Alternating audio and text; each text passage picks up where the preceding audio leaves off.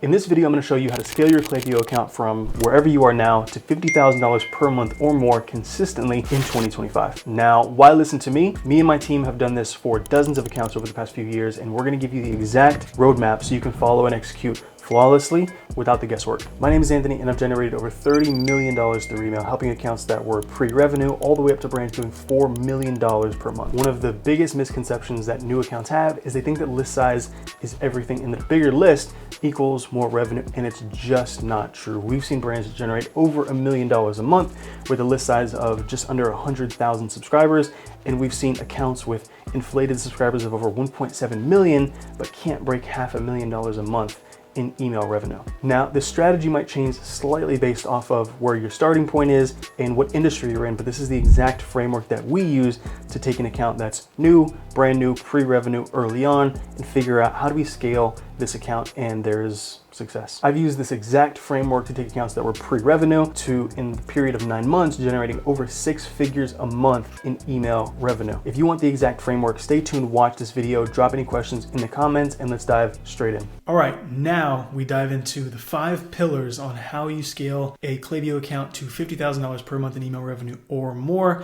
and do that through strategic execution without these vanity metrics. There is a problem that a lot of people aren't talking about, and it's exactly that, where people are looking at vanity metrics or pretty emails, and they're not considering the more technical aspects of how we get our emails to land in the inbox, even the most basic aspects of it. There isn't a discussion around that because it is a little more technical, but some of these things are set up and one and done. And some of those things we will cover today. What we want to do is move our emails from promotions or from the spam folder and get them into the primary inbox. That's our one goal when we talk about the base level foundation of what we do. And the way we do that is an infrastructure setup by optimizing and setting up our SPF, DMARC, and DKIM, our typical email deliverability records, and using proper content optimizations, which we're going to cover today. So without further ado, let's jump into the 5 pillars on how we scale a Klaviyo account. So the agenda and the 5 pillars individually are going to be foundation first, where we look at email deliverability and getting our emails to the inbox. 2 is going to be list building, in which we want to prioritize quality over quantity. And 3, the automation period, looking at if we have an account, what are some frameworks that we can use to understand my brand individually, and then figure out where I should even start when I'm thinking about automations. How sophisticated do I need to get for maybe a new account, or we're migrating accounts? 4 is going to be content that converts, creating compelling email campaigns, how to do that, what is good versus what is bad. We'll give you some of those frameworks in this video. And then 5 advanced optimizations, where we go through and further test, further refine, and look a little more granularly at some data, some metrics, things that I don't hear a lot of people talking about. Some of them built natively into Klaviyo that just aren't being used. So without further ado, let's actually jump into the meat of this presentation. So first is the foundation. So without solid deliverability, everything else is worthless. If you don't make it to the inbox, you don't make money. That's full stop, no questions. For better or for worse, we've seen this a ton, and we've created some systems to move accounts where the deliverability score is 50. We've seen deliverability scores of 40 or less, and move them into the upper echelons of 80, 90, and in this case, 100 out of a 100, which is almost unseen. Now, how do we do that? We want to analyze our DNS records first. So when we step back and look at high level, where do we even start?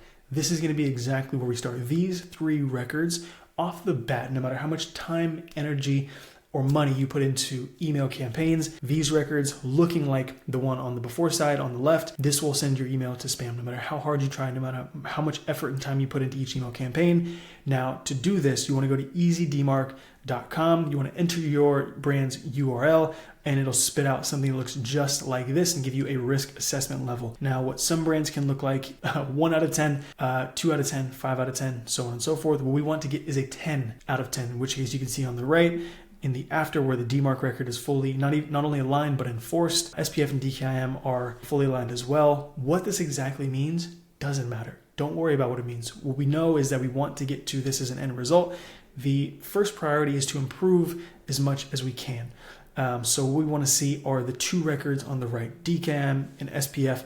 We want to see, DMARC, if you're using Klaviyo by now, you should have already been given the instructions by Klaviyo to install your DMARC record or by your ESP. What we want to focus are the two records on the right. So what you want to do when you see this screen is click See Details. Now, every issue for some of these, for example, for SPF record, it can throw different errors.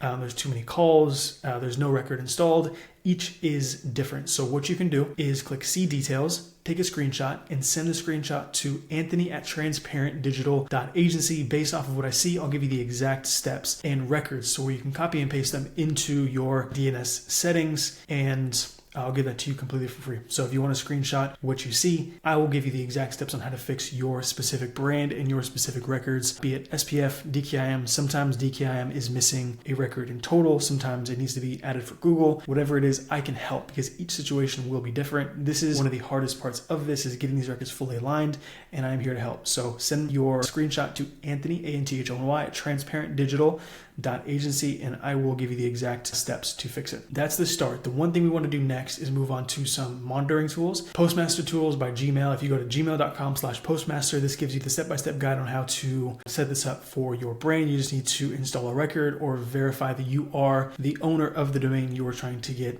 added to Postmaster Tools. This setup takes less than 10 minutes. It is super quick, and what you'll be able to see are two things: IP and domain reputation. You'll be able to see over time after a certain amount of sending, what is your current domain and IP reputation, and see if any of those drop. We usually check in on this once a month just to see if we're having swings for whatever reason. We'll be able to pinpoint when it happened and if it happened from a specific campaign or if there was a reason for it. We'll be able to identify that. So when we think about where do we start with email deliverability, outside of anything that happens inside of Klaviyo, these two things, getting our basic deliverability records set up properly, is the foundation. Then moving on to a tool like Postmaster Tools for monitoring is going to be the next step. Next, we're moving on to list building. So there's this common myth and this common misconception that you need to have this million-person email list to make any serious money, and that's just not true.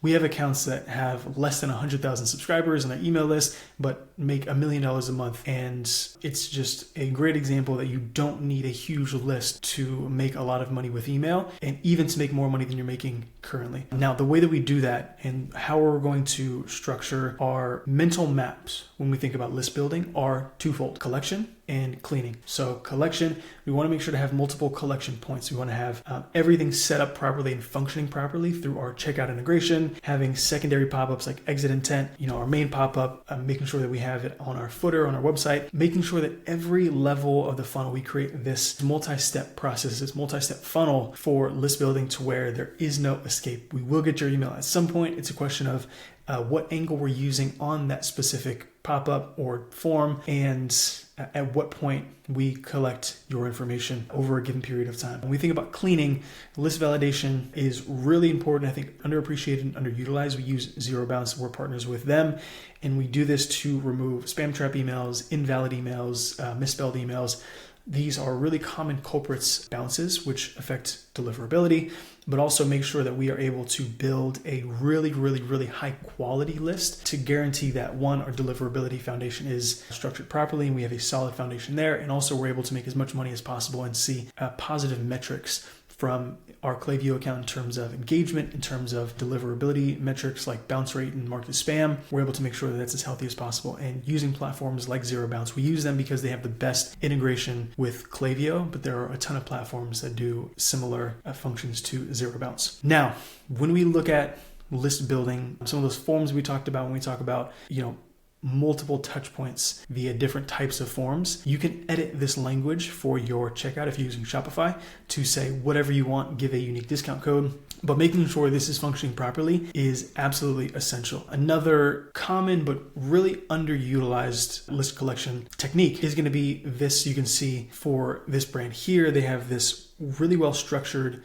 footer section on their website to where it's global. Anyone on their website that goes here will see this, and it gives them another opportunity to join. If for whatever reason your pop-up is not showing or they accidentally closed your pop-up, they're able to see this and sign up here. Another option is just utilizing the really standard pop-up. We don't have to overthink this. So this is one really common thing that we have to, or really important thing we have to think about when we're looking at these things. Just give your audience something that they may want. We don't have to overthink it. We don't have to get super clever. Let's get something up, get something live and test later. Another option that's really common is an exit intent form. So making sure that we create a specific form for if someone is leaving. You can also create some really diverse secondary forms. You can create forms that show for anyone who's purchased before. You can get more sophisticated. This is where I recommend everyone starting.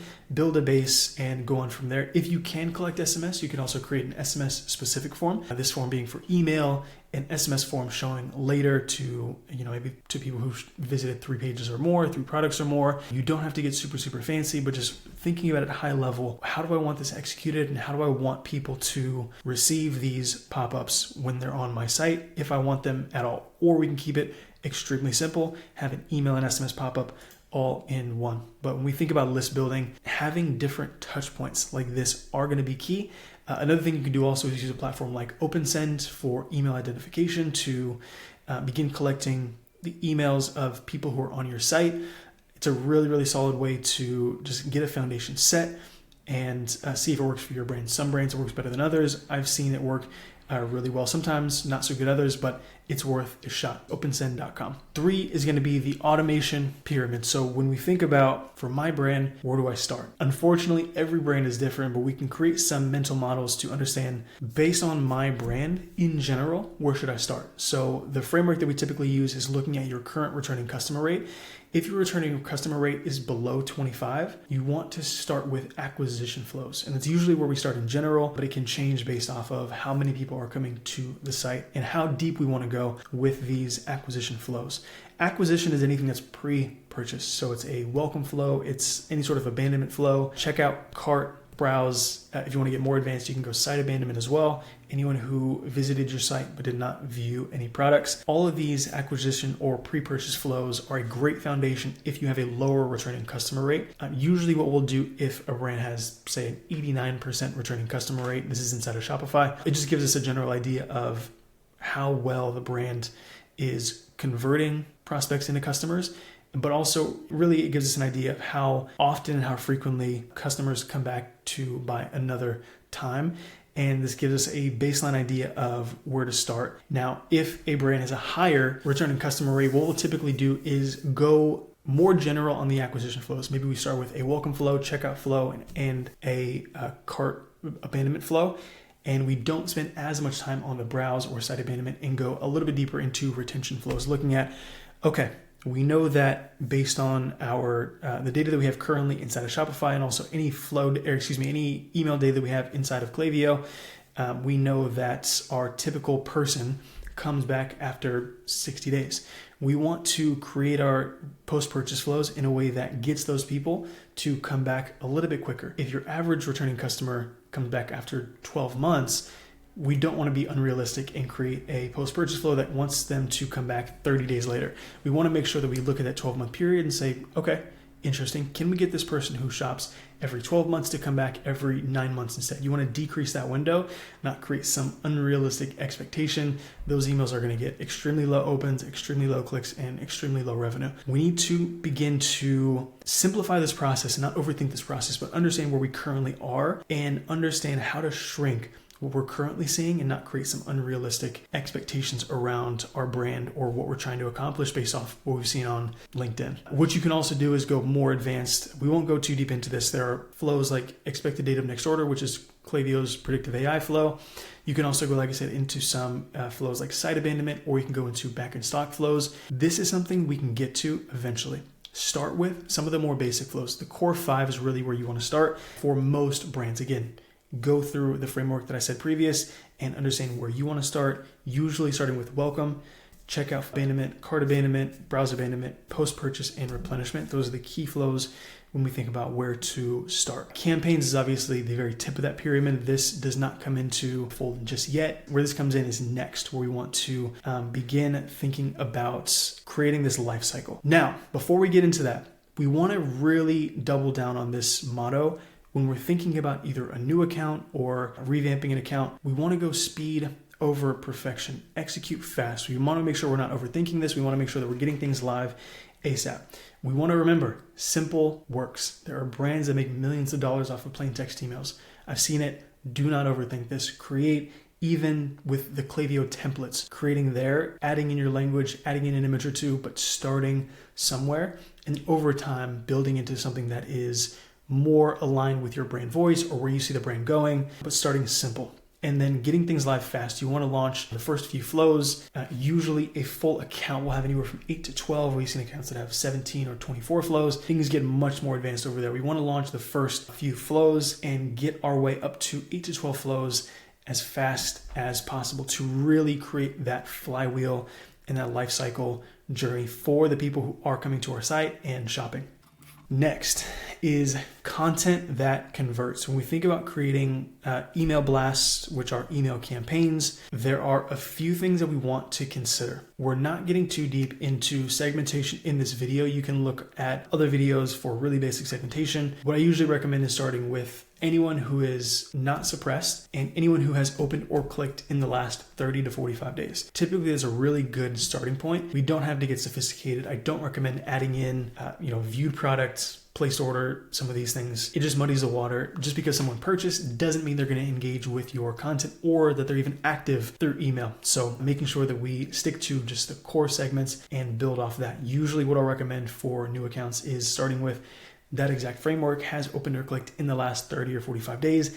As we want to send to wider swaths of our audience, just change the timeline, duplicate the campaign, make it 60, 90, 120, 180 days, expand out that single segment before we start getting a little bit more sophisticated. When we think about what's actually in the emails that we're sending to those segments, the first thing we want to think about and look at and consider is balancing your mix. So we want to think about, and we've seen this debate over and over, plain text, all image, designed emails, images versus no image. We've seen this debate everywhere, and it's a tale as old as time. There is a lot of changes happening. So to make sure that you future-proof yourself, what we're recommending everyone and what we're doing internally is creating a true balance between designed emails and plain text emails. And even in our design emails, we're now utilizing more text blocks just to make sure that we are future-proofing ourselves. In the UK, they're already making some changes to what they consider spam, how they're handling all image emails. We don't want to be on the bad side of what's coming. We want to think about the future, think about how we future-proof ourselves to make sure we don't have to pivot our strategy at an inconvenient time. So thinking about that, we want to balance our mix between what types of content we're sending. Again, sending plain text emails from the founder, from the head of marketing, from the front office, and also, working in our designed emails and making sure that if we're going to send all image emails, we try to work in some text blocks as well, just to make sure that there's a fallback in case it does land anywhere but the primary tab. And when we think about images inside of those emails, number 2 is optimize our images. So this is something I don't see a lot of people doing, and it's not always a huge deal. But we want to make sure that our images is as optimized as possible. So one thing that I've seen so much are hero images inside of emails when we do audits that are 1.3 megabytes, 2.1 megabytes, 3.5 megabytes. This is huge for an image size. We want to make sure we reduce this as much as possible and get it to under 300, 200, 100 kilobytes if possible. And we want to make sure, again, we do this through designing emails. When we design emails in Figma, or if you just have an image that you're going to use for an email, plug it into a platform like tiny.png and compressing that image to get it down to as small as possible and plugging that in. That leads to the smallest email size possible and the most deliverable form factor possible for mailbox providers. It gives us premium placement, and they really look upon that with favor. You see this perpetrated by even big brands. If you look at brands like True Classic Tees, 8 out of 10 of their emails that land in my Gmail for testing will show as clipped, and their images are huge. Their emails are really long. They're almost like landing pages. You don't have to do that. So we want to keep these as concise as possible, making these as shrunken down as we can, getting the main point across. A great example of this is Qalo, Qalo. They do emails that are as simple and as short as possible. Hero image, and that's all. That's the way we want to start, as concise as possible, as short as possible. How do we get the information conveyed as quickly as possible in a way that resonates with our audience and conveys our brand image? Number 3 is going to be diversifying content types. There is a lot of framework. There are a lot of frameworks, when it comes to email content. What do we send? How do we send it? I've seen up to 7 to 10 different email types. And while there are a ton, we really want to drill this down to 3 core email types when we think about what we're going to be sending from a high level. That is product first, promotion first, or people first. Product first, no surprise, is is focusing on a product. This is something where we are trying to sell or convey the benefits of a single product, of a SKU. We are selling a product. That's the focus, whether we do that through highlighting reviews, testimonials, UGC. It's going to be a product-focused email. Promotion first, no surprise, is going to be something where we're promoting an offer, whether it's a buy one, get one free, whether it's a 20% off, free shipping, free gift. There is some promotion, and we're leading with that promotion. The last type is people first. So this is where we make people remember that there are actual human beings on the other side of these emails, writing this content, putting their digital hands on these emails. And we do this through, one example is a reply bait email, where we send an email that is a plain text email coming from the founder or from a single person. And the idea is there's no links. It's only asking for feedback via a reply to that email. This gives positive hits to our IP via people sending replies back to us versus us just sending out mass emails. And it reminds people that there are actual humans behind the screen. So utilizing techniques like that to remind people that there are people behind the screen, that we're real people behind this email, behind this company. We could even do that through highlighting blogs and creating content that is personal but compelling. So thinking about how do we create content that is people first. Really common way of doing this is a message from the CEO. This is really common and also really, really effective, especially when it comes to actually creating something compelling, something that people resonate with and want to respond to. You could even do a promotion in a people first format. And what that might look like is something that buries the lead of the offer itself by leading with email from the founder or, hey, Anthony, just checking in, leading with something that is not promotion first, and inside of the email, burying the offer in there between some direct response copy, some personal copy, mixed in with some brand copy, can be really, really effective. Last is going to be creating compelling hooks. This is probably one of the most underutilized and underappreciated aspects of email marketing, and this goes for campaigns or flows. This just goes with creating compelling content, which is creating hooks that speak to things that people are going through, that your audience is going through, that speaks to emotions that your audience or your customer has, and connecting your product with those emotions, with those situations, and doing that in a compelling way. And here's what I mean. Here are some examples of more generic, boring, or hooks that might seem like they work, but just don't quite resonate versus hooks that are more compelling. Upgrade your shower game. Seems like it fits perfectly.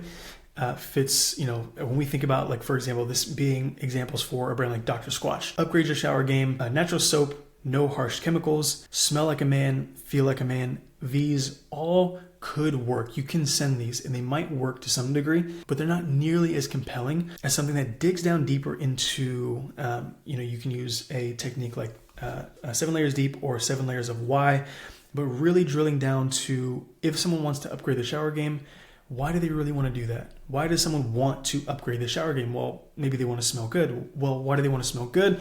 They want to get compliments. Okay, interesting. Now we're getting somewhere. So when we think about these versus some like smell better, feel fresher, get compliments, these speak more to the nature of, especially if you really know your audience at a truly granular level, what are they trying to do? What are they trying to accomplish? And how can we connect our products with that? Turn your shower into a ritual, not a chore. If we know that our demographic are 21-year-old men who might not necessarily enjoy showering but feel like they need to, turning the time into which they'll use our product into something that feels fun, or even just makes it feel like less of a chore, making it feel more exciting, making it feel like a ritual that they can latch onto.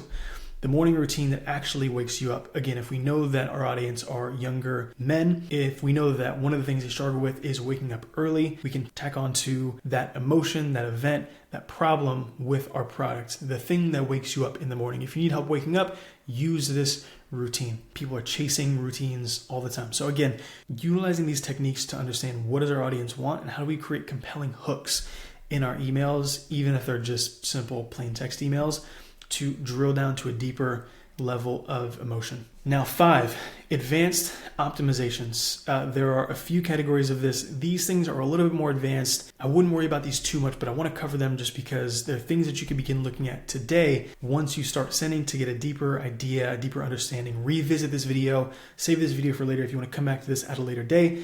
But one of the things when it comes to more advanced optimizations and advanced monitoring is looking at provider-specific monitoring by specific mailboxes. So if you go to, inside of Klaviyo, if you go to deliverability, there's a tab on the left-hand side. You can actually look at a breakdown of your performance for key engagement metrics and also deliverability metrics like bounce, unsubscribe, and spam complaint rates.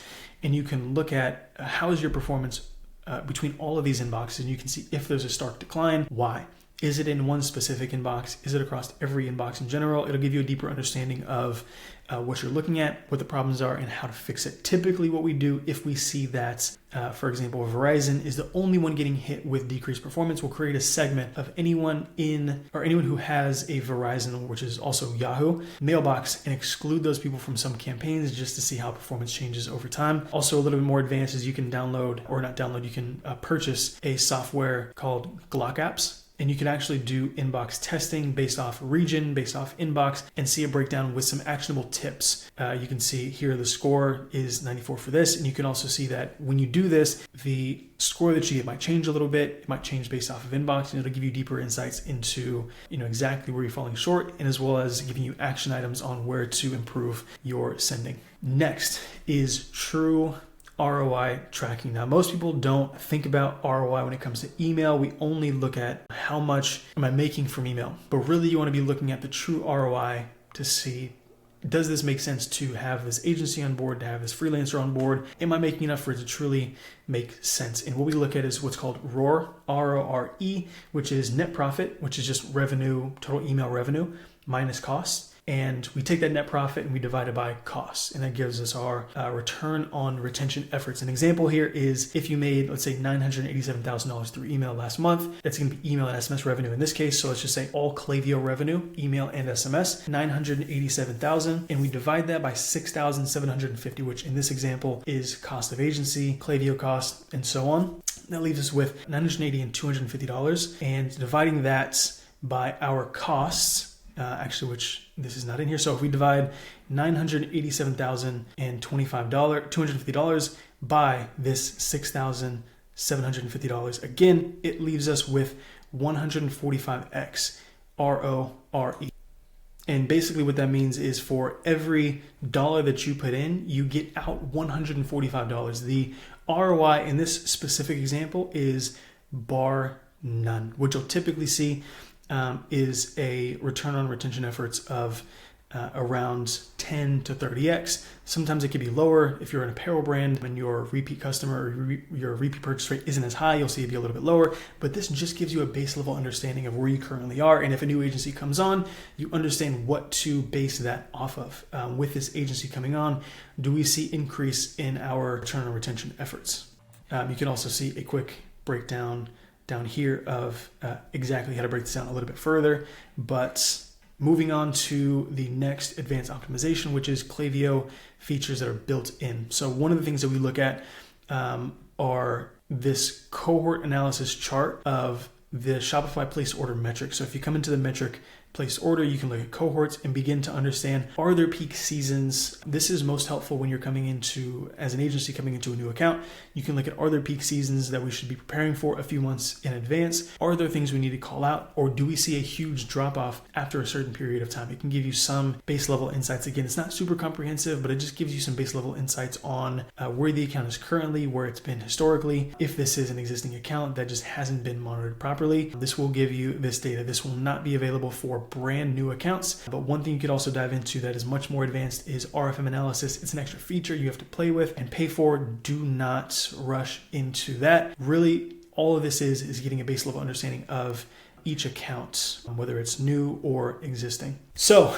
that was the 5 pillars of how we scale Klaviyo accounts and how we think about and build mental maps around when we get either new Klaviyo accounts or accounts that are just low in revenue and haven't reached their full potential, how we go about scaling those accounts to really see the biggest difference in a 90-day period for those individual Klaviyo accounts. Now, just to recap, number 1 is the foundation. Number 2 is building the list. 3 is the automation period, looking at those core flows. 4 is going to be campaigns and content mix. And 5 is going to be advanced optimizations and how we use data to grow gradually. Now look, here's the unfortunate truth is most people who watch this video, if you've made it this far, won't even implement some of these core things, whether that's because of overthinking or perfectionism. And sometimes it's inevitable. but you need to make sure that we're doing everything that we can to cross these barriers, to execute on these key tasks inside of your Klaviyo account. And if you still find that you can't do it, or you just want to hand this off to a team who knows what they're doing to avoid any headaches or mess moving forward, click the link below, book a time. We'll spend 15 minutes going through the account, answering questions, and beginning to understand, do we need to do an audit? What are some of the key things that we would want to tackle inside of this account? And if you want me and my team to do this totally done for you, then we can do so after doing a proper audit of the account. If you have any questions, please leave them in the video comments below. Otherwise, click the link in the description to book a time and we can go through everything together. I'm happy to answer questions and go through everything and answer questions with you while we actually go through the Klaviyo account. Thank you so much for watching this video, and until the next time.